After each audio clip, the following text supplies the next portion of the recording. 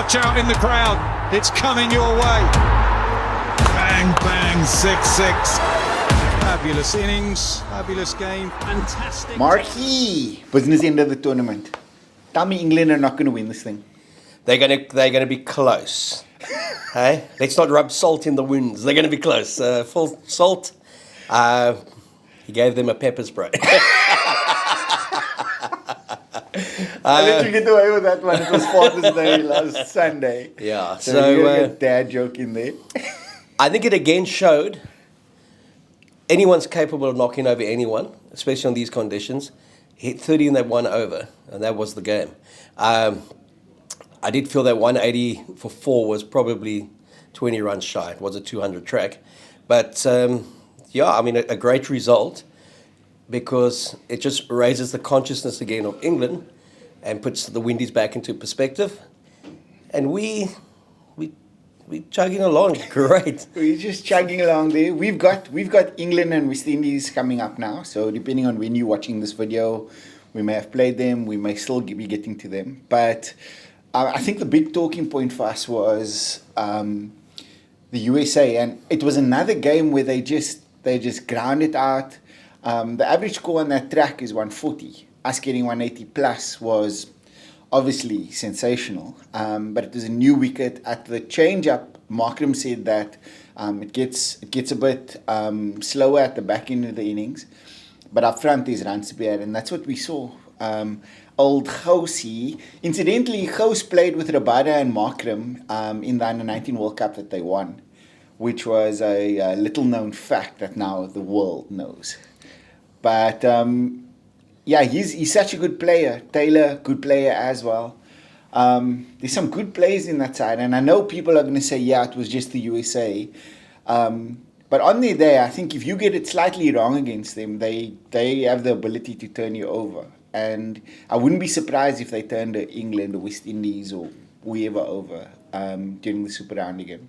I think the joy of this T20, we keep on going back to it, is on tracks and conditions that are more unpredictable than what we've seen in India, or we've seen kind of even in South Africa and Australia and in the SA20 and the Big Bash, is because it's T20, a lesser powerful nation has always got a shot. If they get a good start or they get one big over, they're in it. It's not an ODI where over 40 or 50 overs, the better side invariably wins because strategically they've got the better players. Yeah. Here can be a bit of a smash and a grab, and you know, Oman struggled a bit near the latter part. Uganda, obviously, historic first win, and then it was curtains for them. You could see the class difference there. Yeah. Being bowled out for 40 odd for the last 3 games. But for the rest, you've got to play well to beat these teams. Yeah. And I think that's where we've struggled in the past against the Nederland, is we haven't played well. We've never pitched up mentally. This time we had to pitch up mentally and dog it out a bit.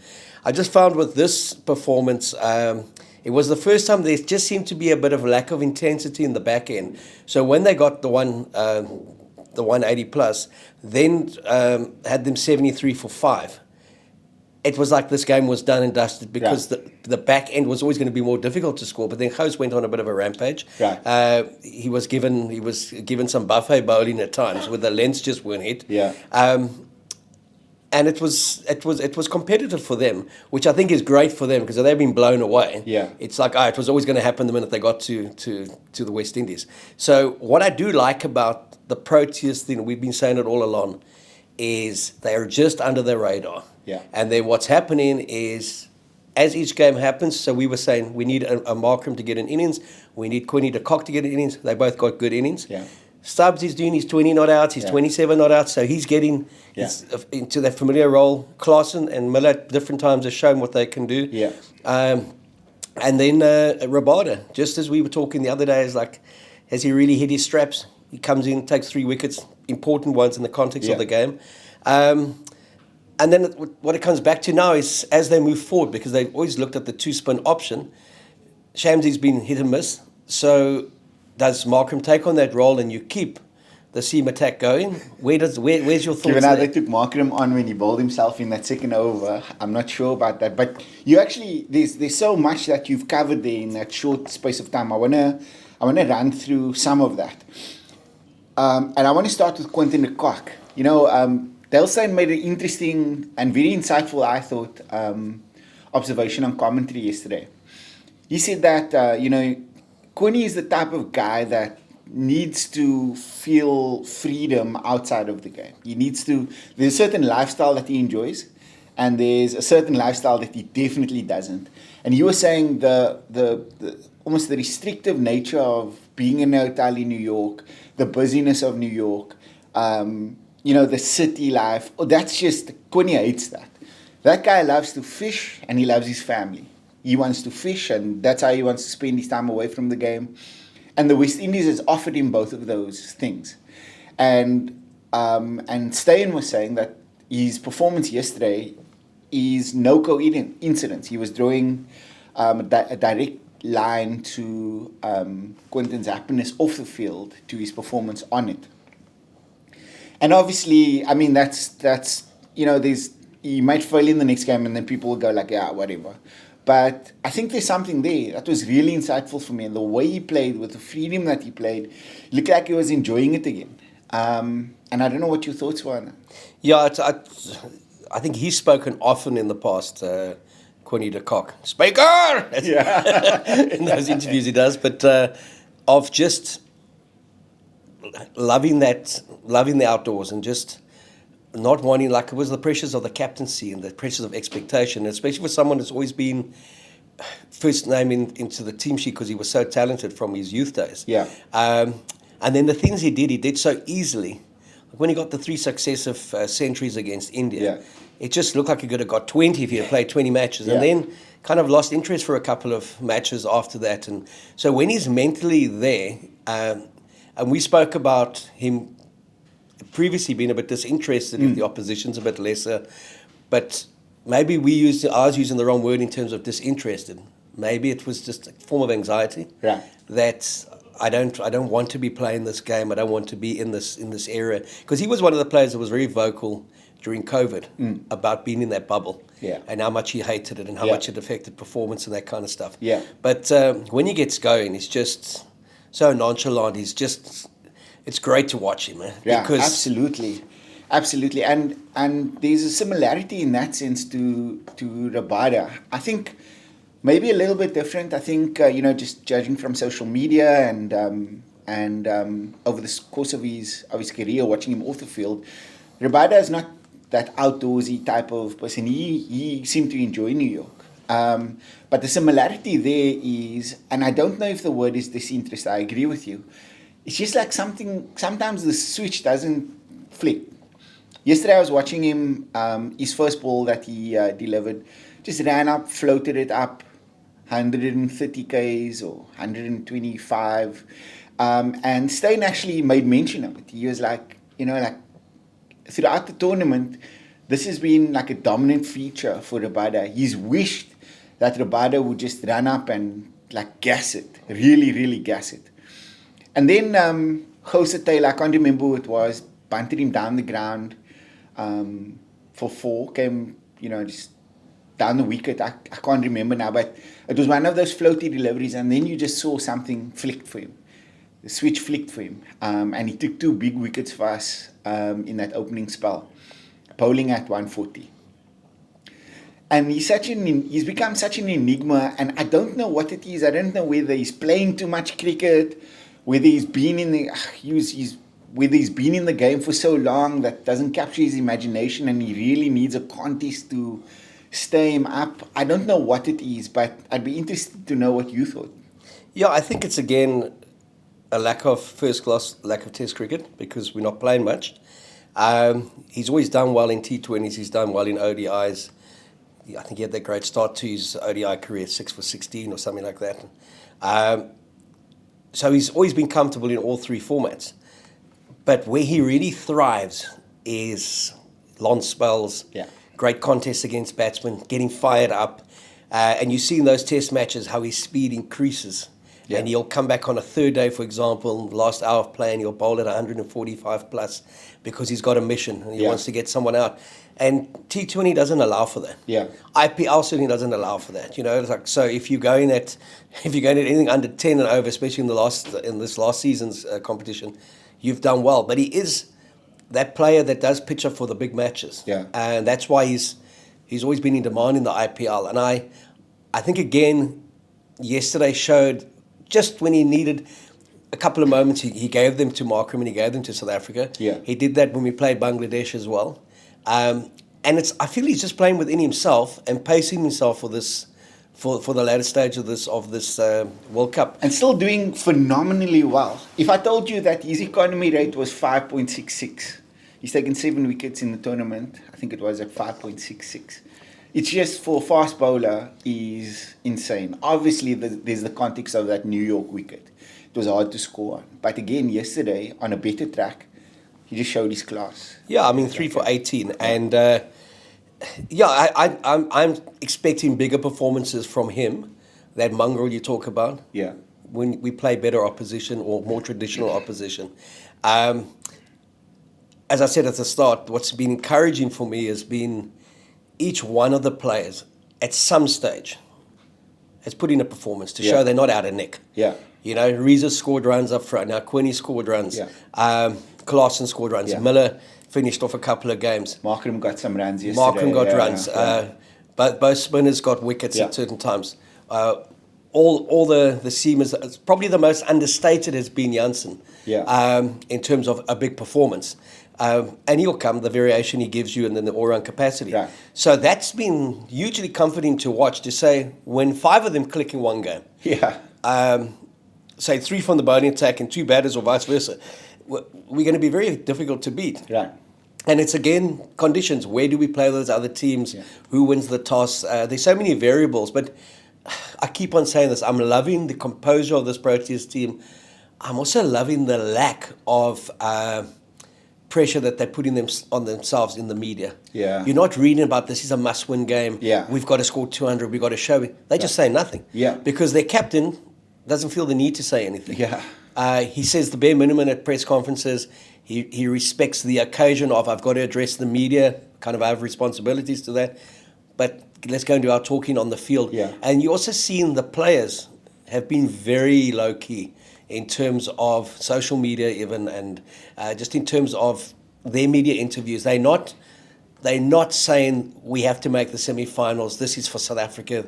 They just getting out there and for the first time playing a bit of cricket. And it looks like they're having fun, right? You've seen the boys out in Times Square in New York when they were playing in New York.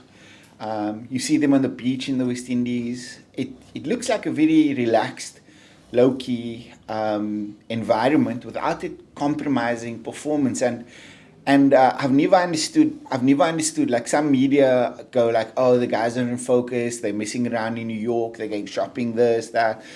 I just never understood how people draw parallels between what you're doing in your private time, in your social time, and your professional experience. I mean, sure, there's been a handful of athletes that have really messed up and across various sporting codes in their social time. But I think, we're dealing with adults here. We're not dealing with a bunch of kids. And the game is so professional that you'd be found out very quickly if there was a deep inconsistency between your social time and your private life. Yeah, and that would show if you're not switched on.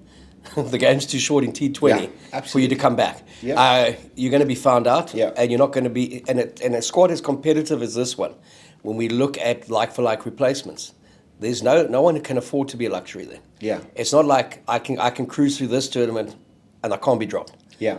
They have got options, and the only time they would make those changes if someone was radically out of form, and no one has been. Yeah. Or if they go the 2-spinner option, or the track conditions allow for an extra batter, or whatever the case may be. So I've enjoyed it. I also think, again, context perspective, there's some very good teams at this T20, and very good T20 teams. Yeah. Not necessarily looking at the Australian side and saying, I see some familiar names that I know from Test cricket or from ODI. This is a targeted T20 side. Right. And there's some big names missing because they just don't fit into the style of play. Steve Smith being one of them. Yeah. Now it would seem inconceivable 2 seasons ago to say Steve Smith wouldn't make the T20 side. Doesn't matter where you batted him, he's so good. But he can't at the moment because they're players, technically, to this format of the game who are more destructive, more impressive, and contribute more. Yeah.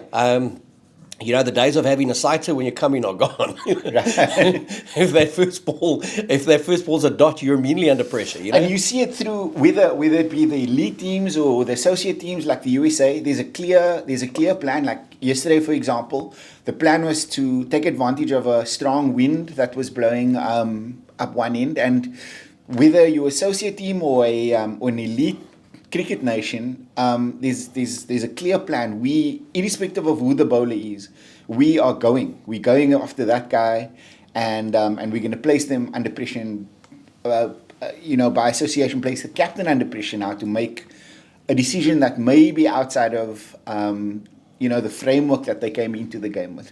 But I wanted to pick up something that you spoke about earlier on the depth in talent in that South African side. And for so many positives yesterday, we've spoken about Connie, we've spoken about KG Rabada.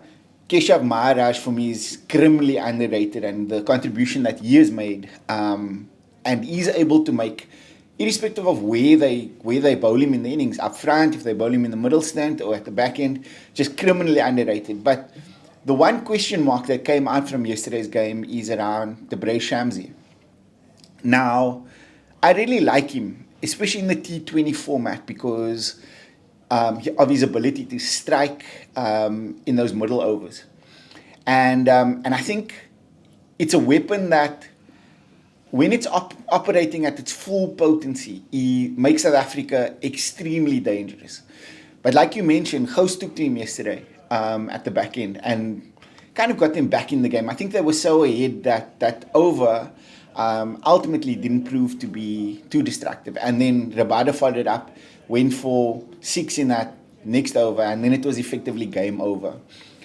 But where do we stand on Shamsi? Because the argument now is, there's a couple of options that they could go with. If they want to go with the spin option, there's always Fortuin. But then we got Bartman, whose control has been phenomenal throughout the tournament, and so we kind of in a position now where do we go with the threatening wrist spin of Shamsi, knowing that it may go wrong, it can go wrong, but if it goes right, he's such a weapon to us, or do we go with the control of Bartman? It's just a debate that's up there now, and I'd like to know where you stand. Yeah, again, we spoke about this in the last one when I said Janssen would be the one that I'd be looking at. Yeah. And you said maybe even KG and not Bartman. Yeah. If you're going to bring Shamsi in. Yeah. So again, I was quite surprised that Bartman didn't play. Yeah. They may also feel that on the slower tracks maybe he's not as effective as he was on that very difficult track in New York. But there's that argument again of the variation that Janssen gives you. He's also, of those players, he's the better batsman. Yeah. But I've just seen what Shamsi can do, and we take the Nepal game again. 4 for 19, big wickets, huge moments. And even against the USA, he took early in his spell, took a wicket. People say it's like Nepal, USA, whatever. Yeah. I'm looking at the context of the performance from a South African point of view. What I've always enjoyed about him is he's got the capacity to take a big wicket, to break a partnership. Yeah. And when we play the stronger teams and the tournament title contenders, say if you get to play in India or if you play in Australia, it's like sometimes that control, the formulaic thing, is exactly what they want. Yeah. And you may get Kohli going on a spree. Shams is the kind of guy who can get him out with just one ripper. Yeah. Where that's what I love about him, is that value of what he can do, for me, is far more powerful than the obvious flaws when it doesn't go right for him. And he takes a bit of tap. And I think that's where Markram's got to give himself more belief in his own bowling. Yeah. And maybe pull him out the attack and say, I'm completing the 4 overs, you've had your 2. Or hold him back for that potential 1 over that can change a game. Especially to left-handers. Yeah. Yeah, especially to left-handers. So I like I would pick Maharaj ahead of him for the only game with the 1 spinner. Yeah. And also because I think he's the better batting option. Yeah. And he does do a specific job for us. But yeah, I think it's a very cool selection problem to have at the moment, and especially while they're winning without crushing anyone, winning without real panic, but getting some good winning habits going. Yeah. And a winning team becomes a very dangerous team as you go into the latter part of a competition, because confidence is everything. Yeah. And 5 in a row means that change room's been very cool for 5 matches. Yeah. And it just starts under some significant pressure at times. yeah, and it just starts becoming a habit. And I would be surprised if anyone goes through unbeaten because of the nature of the conditions, the quality of the teams. But I think with every win, South Africa's been spoken of more and more as a contender. And they've reminded me in this World Cup, they've reminded me so much of previous Black Cap campaigns. Right. Somehow these Oaks have just always floated under the radar. Under the radar, yeah. Had one bowler that's done well, a batsman that's done significantly well, but banded together as a team, played with a smile on their face. And this is probably in the instance of them, the most pressure they've been under, coming in with expectation. Yeah. That they had to do well. They've got all these good players. They were underprepared. They comment that they arrived late, left early. Yeah. But we seem to have been given the luxury of that kind of team. Yeah. They were right, they're good, but there's no way they're going to win it. Yeah. And it's just suited the side perfectly to be the underdog. You bring that up, and there was an interview with Ricky Ponting the other day. They asked him which side is under most pressure coming into the World Cup, and his answer was South Africa. But I think there's a little bit of Australian kind of bias there, because not only of the number of times they've turned us over at the World Cup, but because of the history of South Africa folding against them. But I didn't agree with him. I didn't agree that South Africa is the team that is most under pressure coming to the World Cup. In fact, I think there's a sense of realism around the Proteas coming to this tournament, which has benefited them. And we've spoken about this at length. It's a team that's playing with freedom. The more they kind of just flying under the radar, getting through tough games like Nepal, like Bangladesh. All of their games have been pressured at certain points in them, and they're getting on with it. And I felt like Panta was wrong there. I think there are teams coming to the World Cup that are under more pressure. For example, India, for me, should be the team under most pressure. They won the inaugural T20 World Cup 2007. That's pre-IPL days. Their resources since it's astronomical. There is no comparison between India's resources in 2007 and India's resources in 2024. They have the world's biggest and most prestigious and most well-resourced in terms of talent IPL T20 competition in the world, being the IPL. And yet they've not won the T20 World Cup since. And so if we're talking about teams under pressure, for me, that's India. And I know we spoke about this privately, but where's your head at as far as that? Yeah, no, I agree totally with you. If this Indian side reminds me of the great Australian ODI side, when they used to play those triangulars, and Australia A would play in it as well. And they would beat most teams. The final was Australia against Australia A. So you could feel 2 Indian sides of nearly equal quality at this World Cup. So they've really had that luxury. I think they've underperformed. Something is not right with the whole Kohli thing. Missing the 5-test series against England, captaincy taken away. Has he become too big for the team? Has he become too big for India?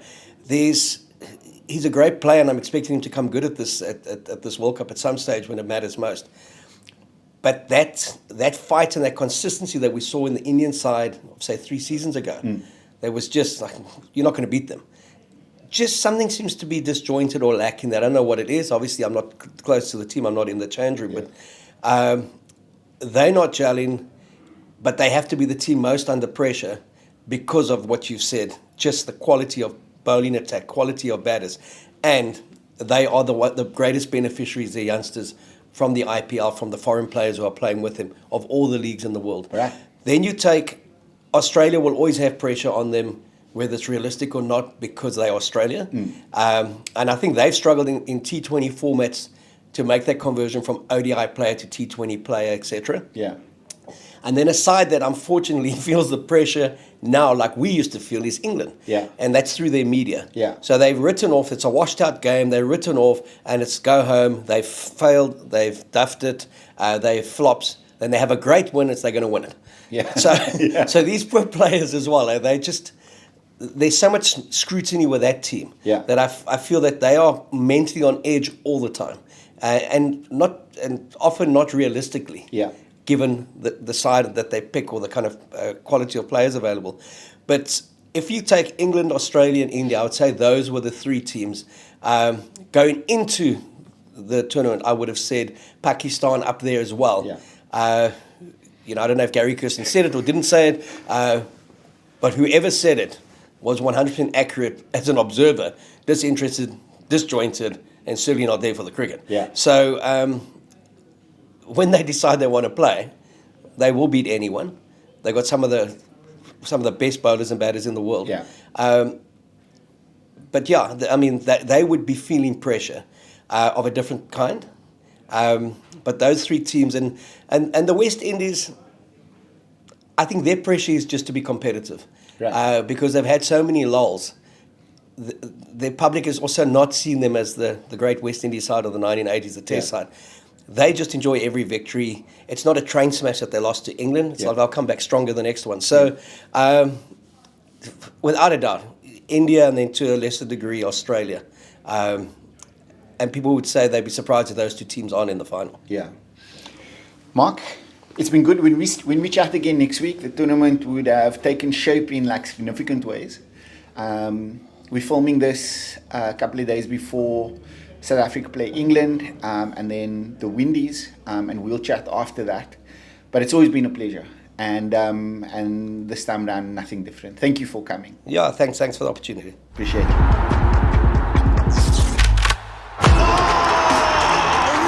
Six. Watch out in the crowd. It's coming your way. Bang, bang, 6-6. Fabulous innings, fabulous game. Fantastic.